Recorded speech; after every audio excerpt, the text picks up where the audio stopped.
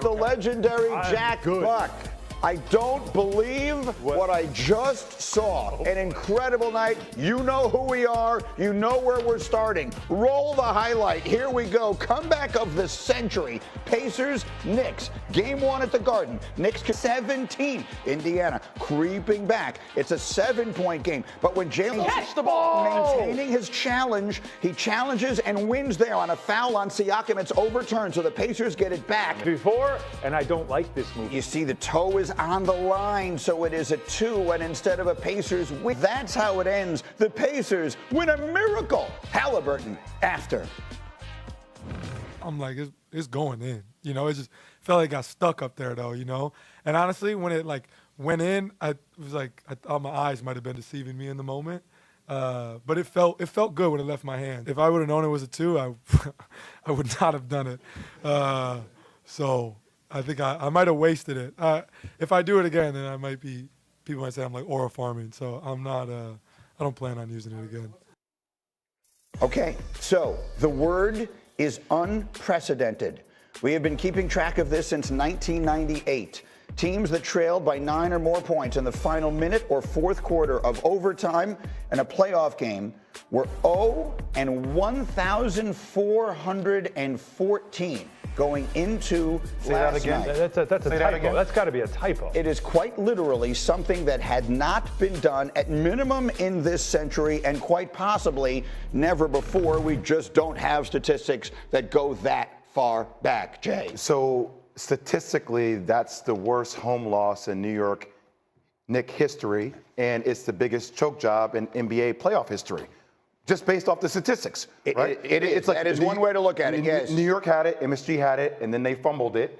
And then Indiana literally came into Madison Square Garden, an iconic venue, and grabbed the mic and told New York to shut up. That's what happened last night. I mean, that's how incredible of a game it was last night. And I know we're going to talk about New York, but all hats off to the Indiana Pacers. Oh, yeah. I mean, it's one of the greatest games I've ever seen. Cheers to the Indiana Pacers for making that comeback. It's what they do. Nobody should be surprised by that. It's what they do. The Knicks were looking in the mirror. The Knicks were the team that had some closings in this series, to close out games. And sorry, JB, but one of them obviously in Detroit is unforgettable. But that's who they were. But they weren't used to it being done to them. And so it was a stunning move, but it should not be surprising because that's what Indiana has been doing. Look, this is going to be the Aaron Nesmith game. Absolutely. And all that sort of stuff. But the reality is that this moment doesn't happen, Monica, if Aaron Nesmith doesn't have one of the genuinely insane fourth quarters that any player has ever had in the history of the NBA playoffs. He hit 6 threes in that fourth quarter, Greeny, and a couple of them were decently defended, and he still knocked them down cash, not even hitting the rim. Like, the energy in this ballgame, one of my keys in this one coming into it was actually the wing play. Because of Nesmith and Nembhard, I don't think they get the credit that they deserve and what it would look like for the Knicks wings to begin to stifle those guys. Both of those guys, Nesmith in particular, he's been in double figures in 8 of his last 9 games. He's very comfortable in the postseason, and he stepped up big.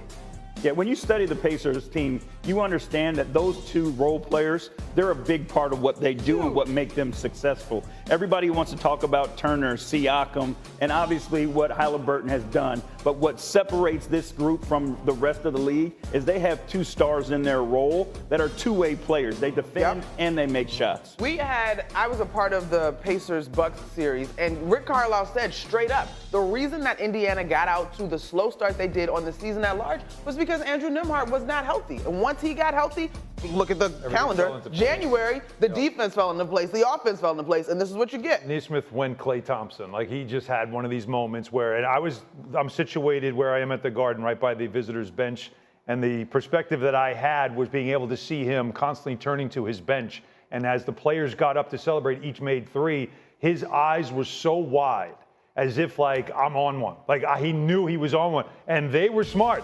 They were finding him every time, and for some reason, the Knicks kept going under screens. That time, Hart slipped. That was the one that cut it to a 2-point game. That's the one that I think you see there. This one right here is when, you always believe, but that's the one that's like, not just we believe we can come back. It was, we're going to win this game. That was the difference maker with that shot there. Maybe Greg Popovich used to always talk to me about who are you when you get tired, right? And I think down the stretch, considering that the Knicks have a shorter rotation, 7 players that played the majority of their minutes, there's a cumulative effect that goes into that game. And when you look at a lot of those Naismith threes, a lot of those are just miscues where defensively the Knicks are standing up. Like there's not a sense of urgency about being down in the stance, and it's just attention to detail down the stretch. That's what ultimately was the Achilles heel. Well, when you take a look at it, there were so many small things to your point. We talk about pickup point, right? When you're in a game and you have a lead, you want to protect the three-point line. Go back and watch the clip. How many times guys were below the three-point line and allowed guys to get into their shot? Or, like you said, they went under screens. At that point in time, you'd much rather give up a 2 than give up a 3. So going under puts you already in a disadvantaged situation. And by the way, for as special as Jalen Brunson was in the game, when you have 5 fouls, I mean, that's also huge part something of it. That the offense can then attack because now defensively, he doesn't want to foul. Yeah, and he has to stay in the game because he is the best clutch time player in the playoffs.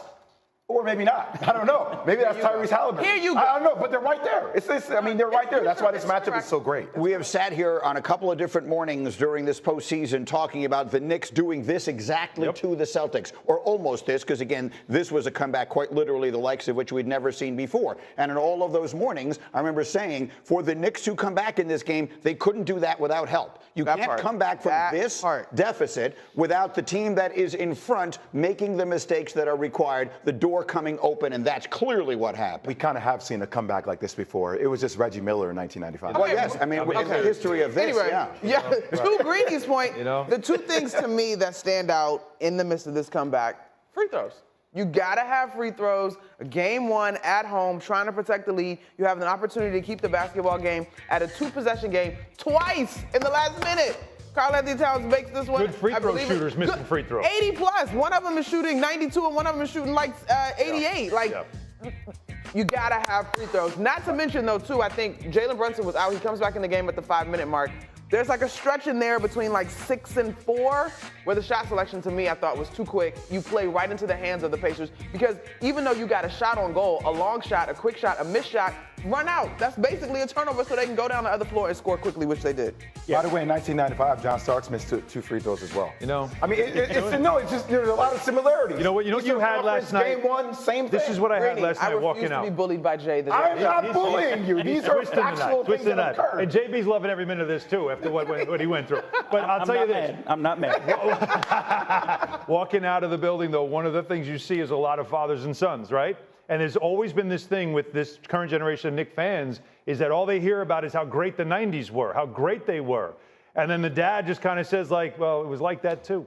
And so this generation's learning that, oh, this is what you were talking about. Because not only was it great times, it was painful moments like this. You were telling me this morning, like fascinating, and here are some of the legendary moments. We'll actually do a list of where last night ranks in the history of this extraordinary rivalry, almost all the previous moments. My God, look how young Spike was back then. Anyway, the point, JB, the point is you were telling me this morning that when you were down that many points in the fourth quarter, on some level, you're just coaching for the next game. You're coaching to get your team feeling good about itself. Not if you win, it's not even really what you're thinking about is we're going to come back and win this game. What you're trying to do is continue to preach what you've preached. Is we play through the whistle, right? You give yourself